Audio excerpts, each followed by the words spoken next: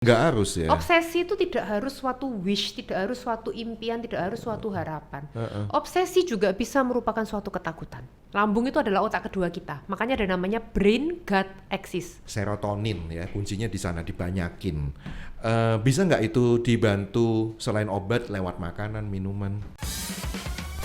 Buanglah masalah pada pakarnya. Bersama psikiater Buat apa susah? Bahtera Yuda 96.4 FM. Saya masih ingat dokter ya, ketika saat-saat terakhir mama saya di UGD waktu itu, ada pasien yang seorang bapak-bapak gitu, aduh panik banget, sedikit-sedikit waktu itu sempat kita mau cek, maaf ya urin gitu ke toilet, tapi terganggu gara-gara dia tuh kencing terus di situ. Wah ini sakit apa gitu ya? Sempet sih saya dengar sayup-sayup gitu hasil pemeriksaan semuanya oke gitu.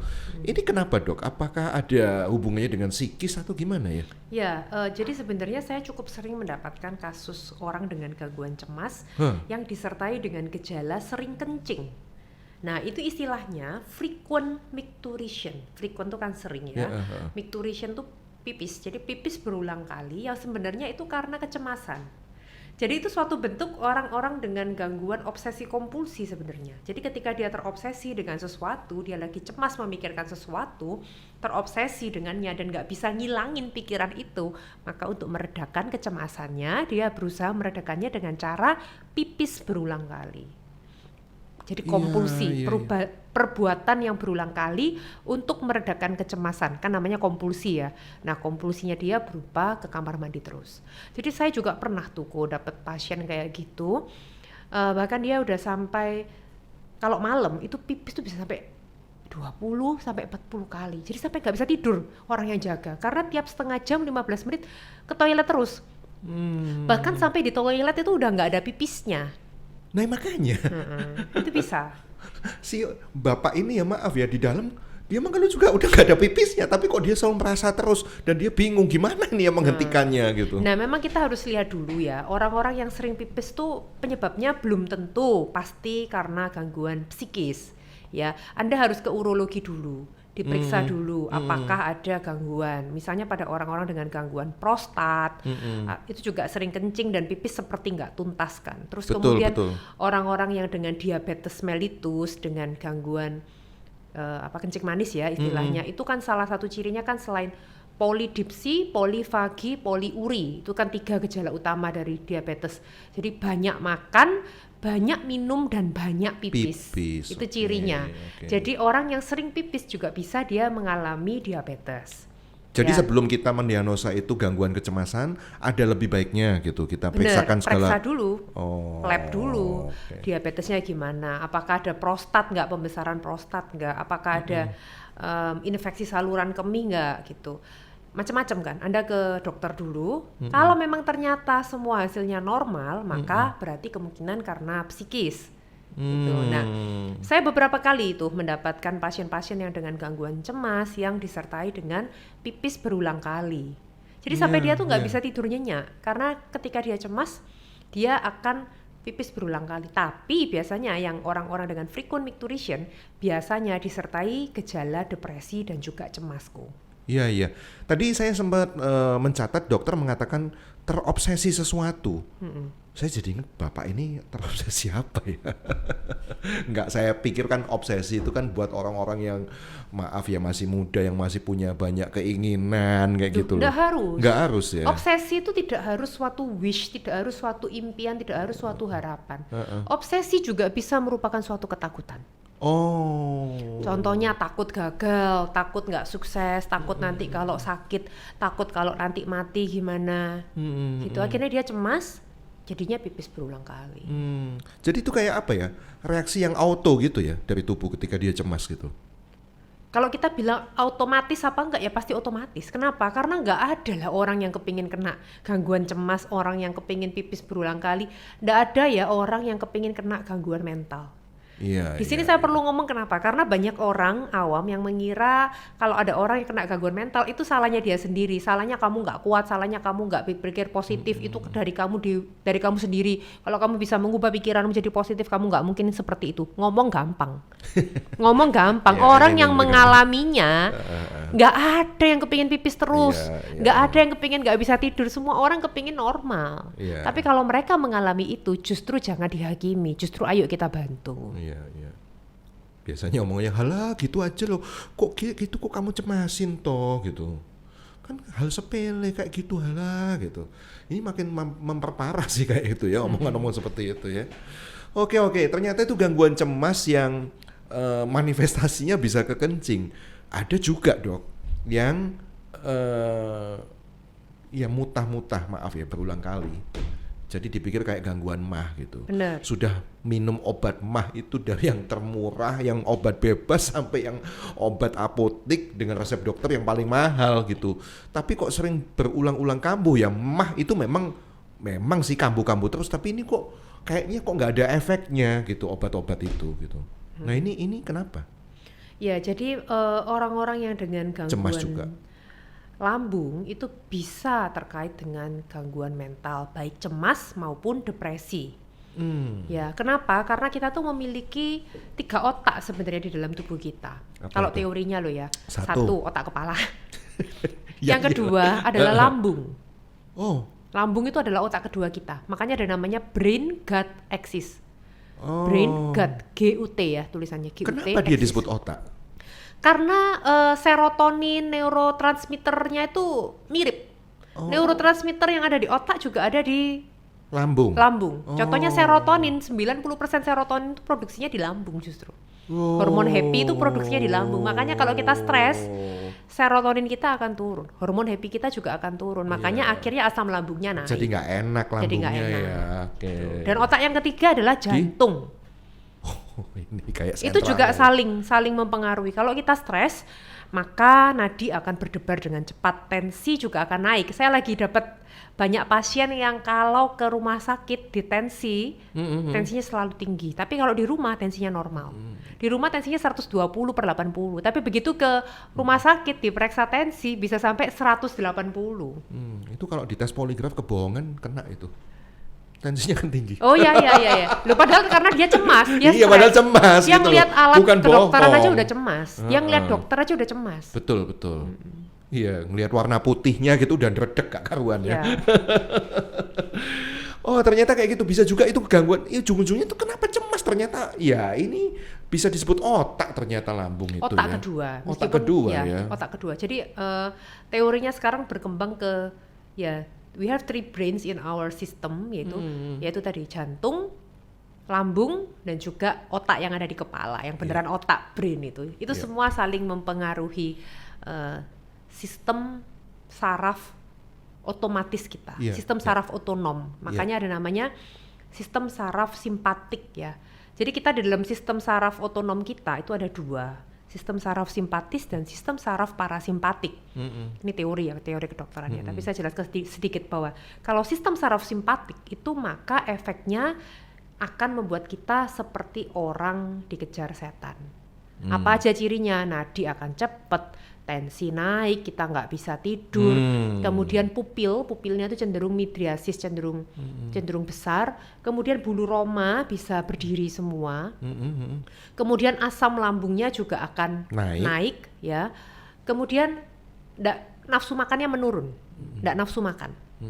Berat badannya juga akan cenderung menurun. Itu semua di sistem saraf simpatik. Yang pipis-pipis tadi? Pipis-pipis ya itu juga termasuk sistem saraf simpatisnya karena dia cemasnya dia. Oke. Jadi untuk kasus-kasus demikian dok, artinya obat-obat yang mengatur fungsi organ itu ya sudah nggak kehilangan fungsinya karena sebenarnya bukan itu gitu ya. Dia sedang cemas, jadi butuh obat cemas gitu. Obat-obat dalam arti obat kan banyak ya, obat apa dulu. Misalnya dia obatnya ibaratnya kayak kita gini, pohon dikasih obat untuk menurunkan asam lambung seperti menebang cabang dari pohon itu. Teratasi nggak? Teratasi, tapi kok nggak selesai-selesai karena nggak sampai ke akarnya. Akarnya karena cemasnya ini, karena begitu dikasih obat anti cemas, obat buat naikkan serotonin, hormon happy-nya, obat psikosomatiknya, lo kok jadi sembuh gitu. Karena sebenarnya akarnya dia, gangguan lambungnya, gangguan pipis terusnya itu penyebabnya karena cemas. Tensinya naik itu, nadinya berdebar cepat itu karena cemas. Jadi bukan dikasih obat tensi, tapi kita kasih obat anti cemas, keluhannya akan hilang. Iya. Kalau yang pipis-pipis itu, kalau misalnya itu terindikasi gangguan cemas, bukan karena prostatnya atau diabetesnya, ini butuh obat apa selain anti cemas itu? Kita akan kasih obat anti cemas dan juga obat untuk naikkan serotonin, karena kan ini suatu jenis dari obsesi kompulsi ya sebenarnya yang frequent micturition ini. Jadi obatnya adalah dengan cara dikasih serotonin yang tinggi, karena serotonin itu fungsinya kan untuk kita happy, terus juga bisa menahan supaya kita tuh nggak melakukan suatu perbuatan berulang kali. Nah kalau serotoninnya rendah, maka dia akan ada kecenderungan melakukan perbuatan berulang kali, termasuk pipis berulang kali. Jadi kalau serotoninnya dinaikkan, dia nggak lagi pipis berulang kali. Salah satu ciri orang obsesi kompulsif melakukan itu berulang kali. Iya, contohnya kan obsesi kompulsi kan macam-macam. Ada yang obsesi kompulsinya tadi yang saya bilang pipis berulang kali, tapi juga ada orang yang obsesi kompulsinya cuci tangan berulang kali, iya kan? Saya jadi inget itu. Atau mungkin mandi dihitungin berapa kali, kemudian mungkin takut dengan pegang yang kotor sehingga dia selalu pakai sarung tangan atau cuci tangan terus, atau dia bisa juga ngecek pintu berulang kali, ngecek gembok berulang kali, ngecek kompor berulang kali, itu juga. Oke. Nah itu obatnya sejenis itu? Sejenis, sama-sama untuk naikkan serotonin. Oke. Baik. Yang terakhir nih, serotonin ya, kuncinya di sana, dibanyakin. Bisa nggak itu dibantu selain obat lewat makanan, minuman? Ya, jadi serotonin itu kalau secara kimia itu kan 5-HTP. Makanya banyak yang jual di bebas 5-HTP. 5-HTP. Ya, itu sebenarnya istilahnya kimiawinya untuk serotonin. Tetapi menurut penelitian 5-HTP yang kapsulan yang serotonin itu kalau diminum langsung itu dihancurkan sama lambung, jadi nggak ngefek. Makanya kenapa kok saya sendiri nggak pernah meresepkan 5-HTP atau serotonin itu. Kalau orang-orang banyak yang nanya, dok aku boleh nggak beli suplemen 5-HTP? Ya boleh-boleh aja, tapi belum ada bukti nyata bahwa 5-HTP itu bisa diserap dengan baik karena biasanya sudah dihancurkan sama tubuh. Makanya kenapa kok kalau dokter ngasihnya golongan SSRI kan, Selective Serotonin Reuptake Inhibitor, itu menghambat pengambilan kembali dari serotonin karena kita udah punya serotonin dalam tubuh kita. Tapi kan ada mekanisme feedback yang diambil, dihancurin, produksi lagi diambil, dihancurin. Nah ini dihambat untuk nggak diambil, jadi supaya jumlahnya banyak. Nah ini yang orang-orang kadang seringkali takut, jangan-jangan nanti aku dikasih penenang. Enggak, kita nggak kasih penenang, kita cuma kasih obat untuk menghambat pengambilan kembali serotonin supaya serotoninnya banyak, supaya dia nggak ngulang-ngulang. Itu akan jauh lebih ampuh dibandingkan Anda beli suplemen 5-HTP di online shop, itu kan banyak yang jual dan bebas kan, tapi itu nggak terbukti bisa membantu gitu. Nah berarti apa dok yang bisa membantu untuk naikkan serotonin? Kan tadi pertanyaannya kok Gideon gitu, apakah ada makanan? Saya pengen yang back to nature gitu. Kalau Anda mau back to nature, jangan cari 5-HTP serotonin, Anda cari prekursornya serotonin. Zat pembentuk serotoninnya. Apa? Zat pembentuk serotonin itu adalah triptofan. Triptofan banyak ditemui asam amino triptofan. Nah, asam amino triptofan itu banyak ditemui di pisang. Jadi monyet saya. Ya. Pisang itu tinggi triptofan. Terus kemudian kacang-kacangan. Itu juga tinggi triptofan. Ya, itu bisa membantu. Kemudian kan tadi saya bilang serotonin kan produksinya di lambung. Maka Anda juga harus menyehatkan lambung Anda. Dengan cara apa? Makan probiotik, yogurt. Ya, fermentasi misalnya kimchi itu kan banyak bakteri yang baik, probiotiknya kan tinggi. Nah itu Anda makan untuk menyehatkan lambung Anda. Kalau lambung Anda sehat, maka produksi serotoninnya juga akan membaik. Diharapkan penyerapan dari zat-zat prekursornya itu baik gitu maksudnya. Prekursornya kan triptofan. Triptofan itu bahan pembentuknya ya? Serotonin. Kalau ini probiotik menyehatkan lambung. Kalau lambungnya sehat, harapannya produksi serotoninnya meningkat. Karena 90% produksi serotonin di lambung. Oke. Berarti kalau gitu monyet itu jarang stres ya karena makannya kacang sama pisang. Coba Anda makan kacang sama pisang. Dia Lain happy. kali kalau ke kebun binatang ya, Anda jangan kasih itu, Anda beli kacang, Anda beli pisang, jangan dikasihkan ke binatangnya. Makan sendiri. Sendiri. Biar sehat. Monyetnya jadi unhappy habis gitu. Malah monyetnya yang nyuapin Anda nih, bisa. Bisa aja dokter nih canda. Oke. Kini kita tahu ya. Jadi ketika Anda mungkin mengalami gangguan pipis berulang-ulang, ya sekali lagi saya simpulkan ya, pastikan ya uji lab dulu gitu loh, segala sesuatunya Anda bebas dari gangguan prostat, Anda tidak ada gangguan dalam hal kandungan darah gitu ya, nggak ada diabetes, nggak ada yang lain-lain gitu, pastikan. Nah setelah itu tidak ada gangguan, jangan bingung gitu ya, jumpai aja Dr. Aimin Nugroho SPKJ karena sang psikiater ini akan mulai memberikan treatment supaya segala keluhan-keluhan itu akan dikurangi dengan memberikan apa tadi ya, salah satunya antidepresan itu tadi ya. Jangan takut dengan antidepresan karena yang saya tahu antidepresan itu tidak addicted ya. Nggak addicted. Dan dia cuma mekanismenya itu tadi, menghambat pengambilan serotonin. Supaya serotoninnya banyak. Itu yang suka nyuri siapa sih itu? Hah? Yang suka nyuri produksi tadi itu. itu aduh. Jangan suka nyuri lagi deh. Sampai habis serotoninnya. Baik. Jadi mulai sekarang Anda juga yang mulai mengalami gangguan lambung berulang-ulang gitu ya. Mungkin kemungkinan Anda juga sedang mengalami gangguan cemas atau bahkan sudah mulai ke depresi sehingga beberapa obat-obatan lambung yang selama ini Anda minum ya kurang gitu ya, kurang memberikan satu dampak karena ada hal lain yang sedang Anda pikirkan, ya ada hal yang lain yang sedang Anda cemaskan mungkin. Nah, salam sehat jiwa dari Dr. Aimin Nugroho dan saya ya. Makasih dokter. Terima kasih, salam sehat jiwa. Buanglah masalah pada pakarnya. Bersama psikiater Buat apa susah?